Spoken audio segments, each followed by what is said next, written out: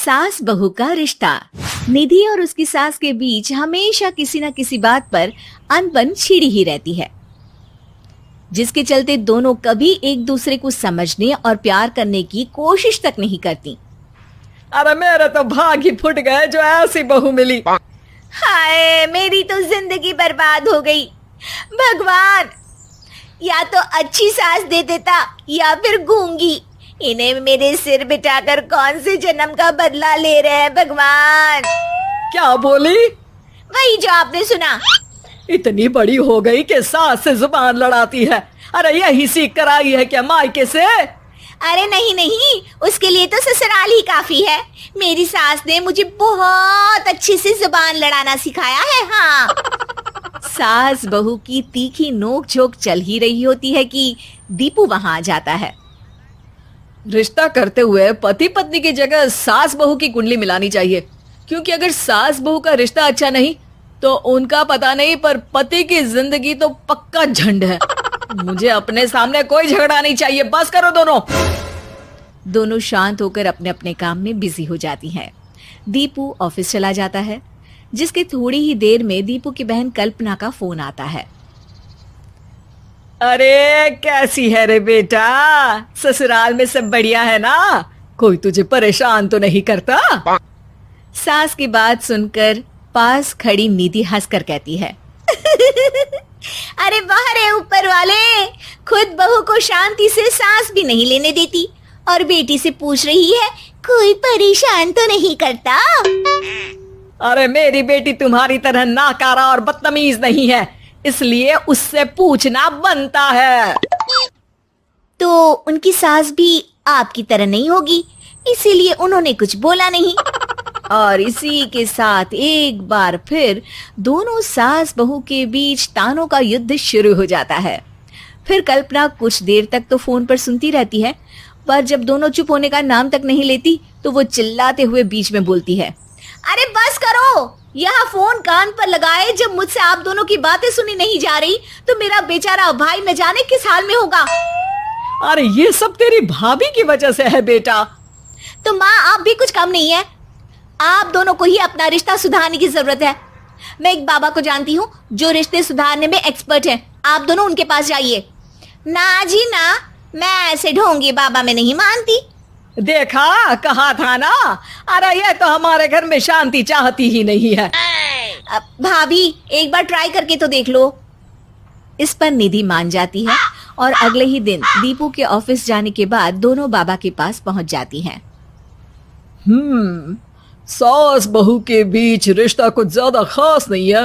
हर समय तू मैं चलती रहती है। हाँ जी हाँ, बिल्कुल सही। आप तो बहुत ज्ञानी है बाबा जी। तो उपाय सुनो। बहू को साफ और सच्चे मन के साथ सास को 12 लाल और 12 हरी चूड़ियां भेंट करनी है। मतभेद अपने आप कम हो जाएंगे। बाबा का उपाय सुन अगले दिन निधि सास को चूड़ियां भेंट कर देती है, लेकिन इससे भी उन दोनों के बीच कुछ सही नहीं होता। अरे पक्का इसने ही किलस कर चूड़ियां दी होंगी, तभी कुछ नहीं हुआ। दोनों दोबारा बाबा के पास जाती हैं। कुछ नहीं होता। तो दूसरा उपाय सुनो। सुबह सूरज निकलने से पहले ही घर की सफाई कर सारा कूड़ा घर से बाहर कर ठंडे पानी से स्नान करना है। इससे दोनों के बीच रिश्ते अच्छे हो जाएंगे।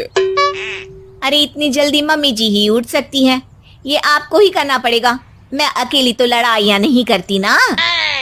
बाबा का उपाय मानते हुए अगली सुबह से सास जल्दी उठ सूरज निकलने से पहले घर की सफाई कर ठंडे पानी से नहाने लगती है।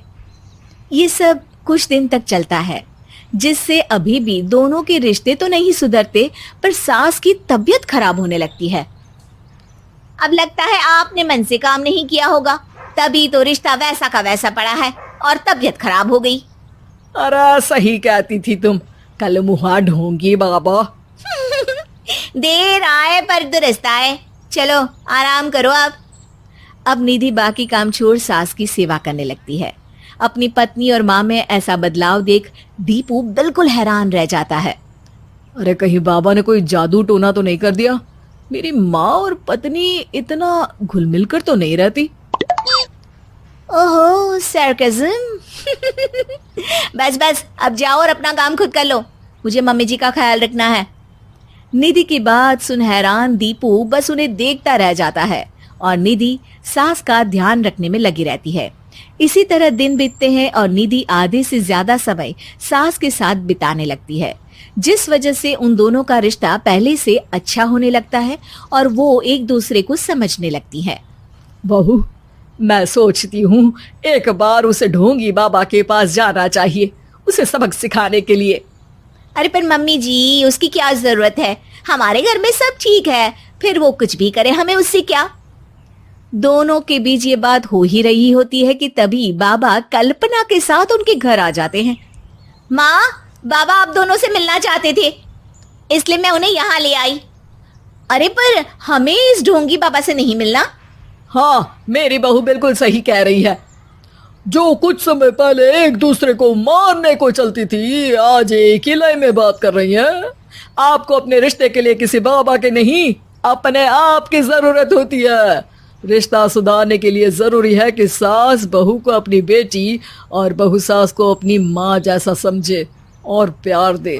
उपाय तो बस एक तरीका है लोगों को समझाने का कि असली उपाय उनके पास ही है, आपको बस उन्हें समझना है।